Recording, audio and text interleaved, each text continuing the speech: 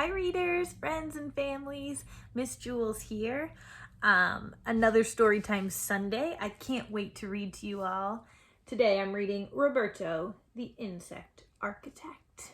So I tried to find my most architect looking t-shirt to wear today. So this is a good story and it's pretty long, so this should be a fun one to read. I have my cozy blanket, my comfy pillows behind me, my water bottle, and like I always say, right now is a great time before we start reading to pause the video, go get a snack, go get some water, go get your coziest blanket, maybe your cat or your dog or your favorite stuffed animal, and let's begin. Roberto, the Insect Architect.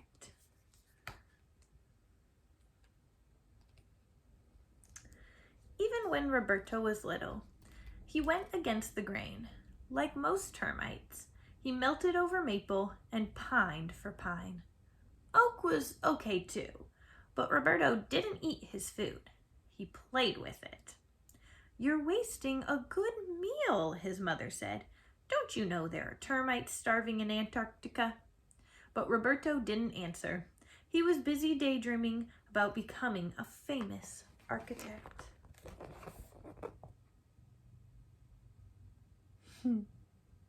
Wow. Looks like Roberto is imagining. Right here it says Roberto builds first house on moon. I think he's imagining what it would look like if he became a famous architect. Whoever heard of a termite who wanted to be an architect? The other termites snickered. "Roberto, you should be a chef." But Roberto didn't want to cook. He wanted to build. Hungry to start a new life, Roberto realized he had to leave.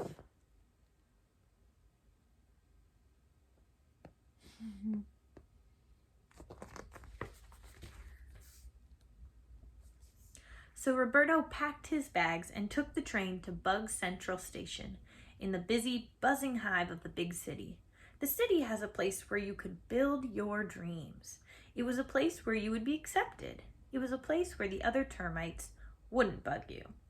Roberto beamed hope like a lit up skyscraper. See these very tall buildings? These are called skyscrapers. Make sure we can see all the pictures. There's Roberto. He has his suitcases and he's in the big city. But hope didn't come cheap in the big city. Neither did a place to live. Roberto had no choice but to rent a room in a flea bag hotel run by a nervous tick.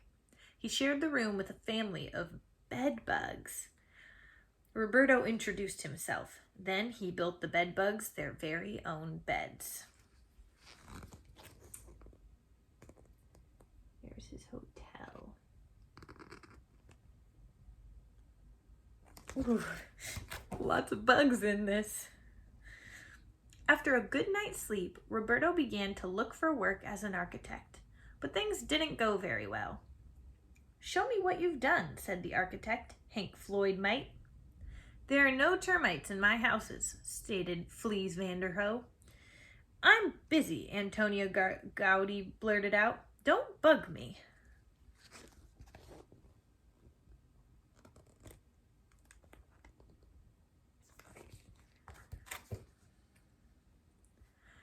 As Roberto crawled home, feeling like a pest, he was sideswiped by a fly. "Watch where you're going," he mumbled. The fly started to cry. "But I don't have any place to go," she lamented. Roberto wanted to comfort her, but he was nearly nailed by a carpenter ant trying to fix a rickety shed. Then, out of nowhere, Roberto was almost run over by a stampede of roaches being chased from a diner. And suddenly, a frantic ladybug flew into his arms. "My house is on fire and my children are gone," the ladybug cried. Whew. So much going on.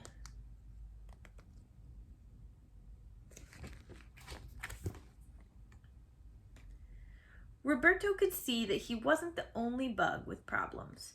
In fact, his problems didn't seem so big after all. Roberto wished he could do something for the others, but what could one termite do? A lot of damage, Fleas Vanderoe had told him. I'll show old Fleas what this termite can do. I'll show them all, said Roberto.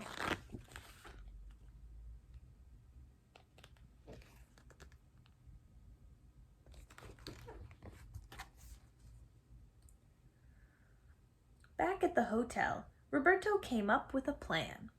First, he drew up some blueprints. He sketched houses and streets. He sketched stores and playgrounds. By the time he was finished, he had sketched an entire neighborhood. Now, I just need to find a good location, he declared. Oh, forgot our picture.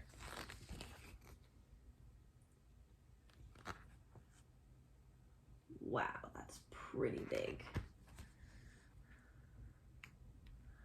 Roberto searched all over the city for the perfect site. He finally found an abandoned, run-down block of crumbling buildings. It was a total mess. There were piles of old wood and garbage everywhere. It was just what he was looking for. Oh my goodness. Look at that. That is very messy.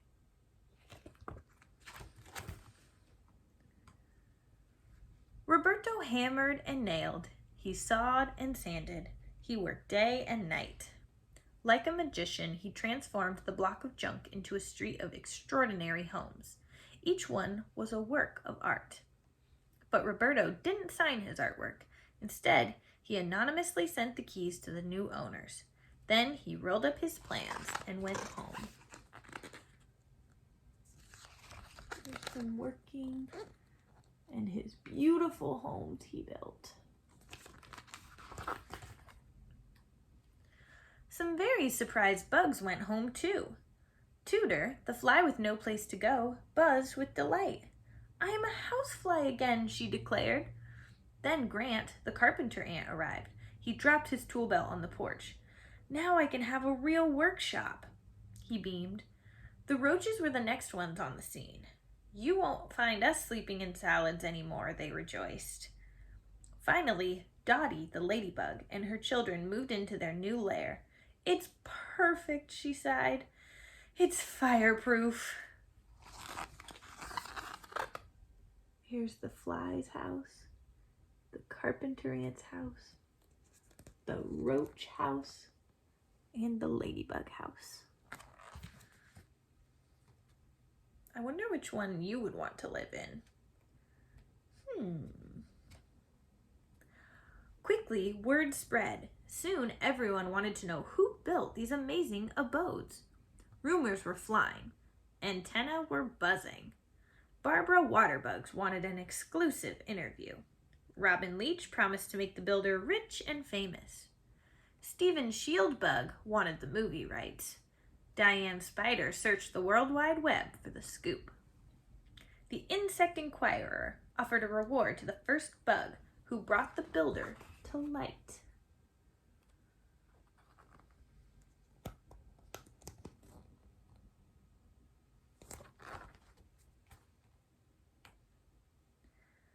All day long, bounty hunting butterflies took wing. Paper wasps swarmed the streets.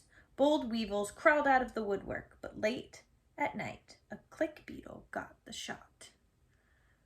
The next morning, headlines screamed the news. Termite chips new homes out of old blocks. It's Roberto, Tudor hummed. He's our hero.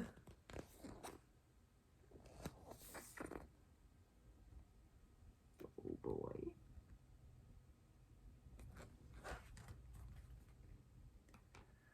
Overnight, Roberto became the talk of the town.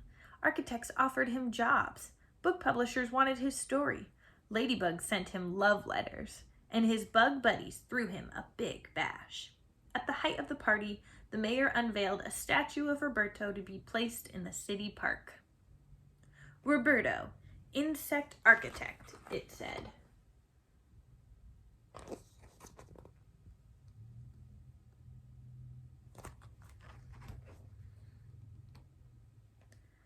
Roberto Roberto built his dream. He opened his own company and became the most famous architect in the insect world. Students studied him in school. Some of his houses even became museums.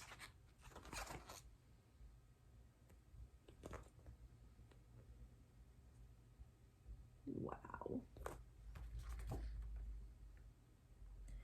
But best of all, when little termites play with their food, now their parents say, "Be creative. Maybe someday you'll grow up to be just like Roberto." And there's a newspaper that says, "Extra, Roberto builds first house on Mars."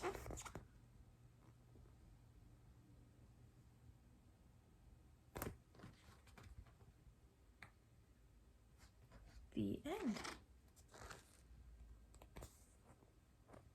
There's some pretty cool drawings. That was Roberto, the insect architect. I really hope you all loved that story. I liked it a lot. And I really love the illustrations or the drawings and pictures. Comment below on this video and tell us what you thought. Did you like it? Was it good? What books do you like to read at home? What books maybe do you hope we'll read someday? And we would love to see what you all have to say. So give this video a thumbs up if you enjoyed it, and we will see you next Sunday. Bye.